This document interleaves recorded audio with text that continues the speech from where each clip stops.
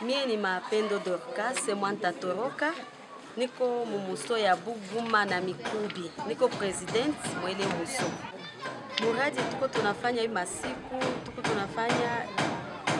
tuko tunalima. Ile mulimo kwa kweli lisaidia sana. Juu wakati tuko muso tulikuwa tunafanya cotisation ya 500 francs par semaine. Lakini mukukopesha unakutesha tunakopesha pesa kidogo. Me kupitia hii mulimo tuko tunajikuta tunakopesha makuta za mingi. Juu tunalima na tunavuna, tunaongeza kumakuta za kukopesha.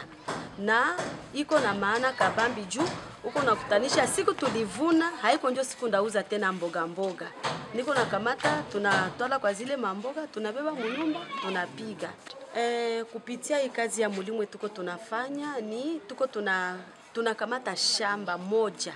Tuko batu 25 na bale batu 25 tunakamata shamba pamoja ndio tunalima. Kwanza kwa ajili ya Papa Mukwege atuye tuseme nini. Juu kwanza mbele kwanza fondation ikuya hapa ulikuwa nakutanisha kila association yenye itakamata swate batu batengia mu formation balikuwa banaangalia kwanza bale batu benye banajulikana bebiko na majina benye banajulikana.